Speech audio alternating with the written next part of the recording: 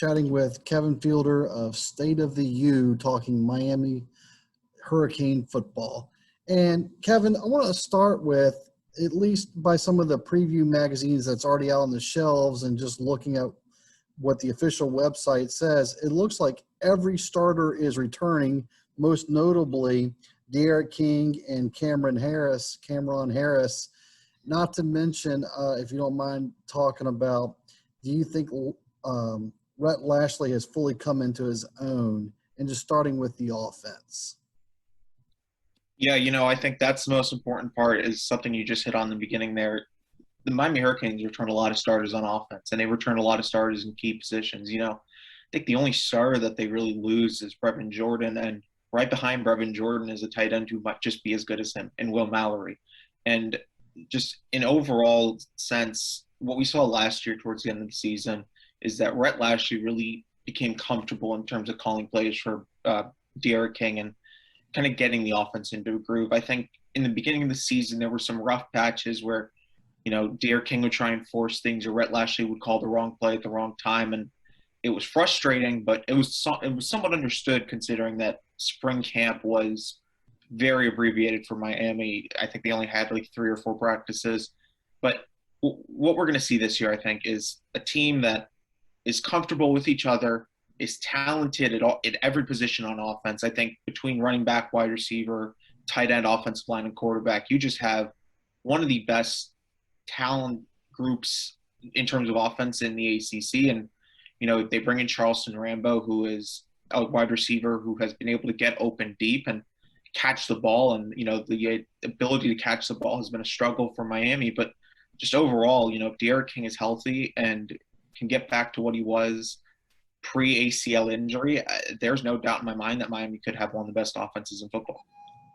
Now, switching on the other side of the ball, Manny is in charge of the defense as well. I believe he's calling plays for the defense. Yes, he is. Okay, thank you. But Miami finished in middle of the pack in the ACC on defense. What improvements do you see being made they were anywhere, depending on the defensive rankings, 5th to 9th in every category, which was nothing horrible, but obviously room for improvement for this upcoming season. Yeah, I think the defense started off well, and unlike the offense, ended the season a little poorly. And, it's so easy to look at that game against North Carolina where Michael Carter and Javonte Williams ran for like 400, 500 yards on them and Yeah. made it look like it was nothing. And, that's going to be the problem, is that Miami can't have those performances on defense. If you want to be a playoff contending team and compete for the ACC against a team like Clemson, you can't be embarrassing yourself against the ACC's best, like North Carolina. And I think that's going to be improved because the linebacker room is both experienced and more talented. It's more athletic. It's a different linebacker room than what we had last year, which between Bradley Jennings and Zach McLeod, we saw a very smart linebacker room, a very experienced linebacker room, but they weren't athletic, and they were getting beat on run fits because they were unable to get to the spot before a lot of guys. Between that and, the cornerback room should be more improved with Al Blades returning from a heart problem that he had last season. Corey Couch looked really good to end the year. Tyrek Stevenson from Georgia is going to be someone who, has NFL talent, has all the NFL potential, and should be, by all accounts, the number 1 cornerback for Miami. And the biggest problem is that on that front line, those defensive line, you lose 2 starters last year. Quincy Roche and Jalen Phillips both went to the NFL, and you're going to have to find a way to replace a lot of your pass rushing talent. And Jalen Phillips was able to really tear the roof off the season last year because he got into the backfield. He disrupted so many plays for Miami, and he made quarterbacks' lives living hells. It was one of those things where at the end of the season, it was like Jalen Phillips is going to get 3 sacks this game, and there's going to be no one stopping him. And so now you're going to have to find a way to replace that talent. And they went out and they moved Zach McLeod to defensive end. They're going to try DeAndre Johnson there. Jafar Harvey is someone who might be able to take that next step, a freshman, a redshirt freshman. But you're just going to have to find someone to replace the production. And if you can't find that quickly enough, pass rush is so important in the ACC. And pass rush is so important in college football. And if you can't find people to replace that pass rushing talent, you're going to be in a tough situation to start the year. One more question for you, and I think it's going to kind of play into what your final sentence just then. Let's start with your non-conference schedule, and if you want to evolve out over that to the regular season as well. But you open up in Atlanta against Alabama. No fun task there. And then here's the little one that's going to get I'm circling. It's going to be a great game. I'm sure you're hoping it's not a great game, but you host Appy State, which is going to be a matchup of the two Camerons, Cameron Peebles versus Cameron Harris, and it's going to be a running back duel almost. And then you host Sparty, and that's just September.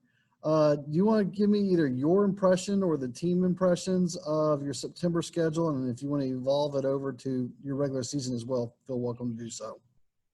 Yeah, I can't necessarily speak for the team because Manny Diaz has kind of kept his feelings on those first three games under wraps. And I think the idea is, we're going to be there and we're going to try and beat them. But that's as tough of a 3-game stretch as you can get in college football, really, outside of conferences. Because, look, App State is a good group of 5 team, and they're going to be a team that, when we extend the playoffs to 12 teams like it looks like we're going to, they're going to compete for a playoff spot. And they're going to be a team that, if Miami is caught looking towards Michigan State or, still on the grips of a potential Alabama loss there to start the season, App State's going to come in there and beat you because they can beat these kind of teams. And look, Miami is just going to have to stay focused, I think, because outside of Alabama, Miami's more talented than those two teams. And they should be about as well coached as those two teams. But the problem is that, when you lose a game to start the year against Alabama, your mindsets start trying to go different ways. And, you start trying to play catch-up ball because you already own one to start the year. But those are 2 games that they should win, not the Alabama game. The Alabama game is going to be a game that, Miami's going to almost have to get lucky at points because against a team like Alabama, the first thing is you have to be able to finish. And you have to be able to finish almost every drive because Alabama, what they've proven is that they're so good at finishing on offense. They're so good at making it a 14-point gap or a 21-point gap in just a matter of minutes. And if that happens against Miami, what Miami showed last year is that if it got to a 21-point gap, it was going to be a really hard task for them to try and come back and compete. So I think what we're going to see is those first 3 games are really going to set the tone for Miami. If they finish 2-1 or if they finish 3-0, we're talking about a team that's going to compete for the ACC, that's going to potentially compete for a college football playoff spot, but should definitely be one of the better teams in the college or in the nation, excuse me. But if you lose 2 of those games, if you lose the App State game and the Alabama game or the Alabama game, the Michigan game, or I think the worst timeline for a lot of Miami fans would be beating Alabama and then losing the next 2 games. But just if you lose 2 of those games in any single way, you've already got 2 losses and you've got a tough conference schedule. Florida State's going to be a better team this year. North Carolina's a good team. Virginia is always a team that Miami struggles to just beat for some reason. Virginia Tech, Georgia Tech looks to be a more improved team compared to the beginning of this rebuild and this rebrand that they've had. And just there are so many of these out of conference or these conference games that you've got to have to finish 2-1 or 3-0 because you're going to have to almost give yourself that buffer if you, for some reason, inexplicably slip up against a team like Virginia or Virginia Tech. Those are 2 teams that Miami have struggled to beat over the stretch of, Manny Diaz's tenure and going into Mark Richt's tenure. That is something that's going to have to be figured out because those are the teams you have to beat if you want to compete for the ACC. Final question before I let you go. Will Miami be in the ACC championship game? Right now, best guess. And I'm not holding you to it one bit. Just want to hear hometown opinion. I think they will. I think, the biggest thing is you win with quarterback play, and Miami, if Tyrek King is healthy, is going to be one of the best quarterbacks in the country. I mean, there's no other way around that. And between that and, the strong running game, Cameron Harris, Jalen Knight, and Don Chaney, those are 3 running backs who could start for a lot of teams. But I think it's the defense. The linebacker room should be better. Gilbert Pearson is one of the better linebackers / the defensive backs in the country. He really proved that last season towards the end. that defensive secondary is so much more improved. Bubba Bolden returns. Tyrek Stevenson, Al Blaze. I've mentioned all those names. You're just going to have a more experienced team, a more talented team. You're going to check all the boxes, the well coached, the well disciplined. Hopefully, all those things are going to be what contributes to a Miami team. Even if they don't make it to the ACC championship, because North Carolina is going to be staring down their throats all season. In either way, whether that's North Carolina at 1 and Miami's at 2, or vice versa, it's going to be a really fun end of the year there, because both those teams, they play kind of mid-season. They don't play late season. Both those teams are going to be hoping that the other one slips up. And, if Miami just stays down the course, I think that they're going to be in the ACC championship facing probably Clemson. Yeah. Well, I assume you were going to say who was on your opposite side come first weekend of December. But yeah, I mean, it seems like it'll be Clemson, but I think we've seen weirder in college football where it wouldn't shock me if one of those other teams made it for some reason. We've been chatting with Kevin Fielder of State of the U. Kevin, thank you so much. Absolutely.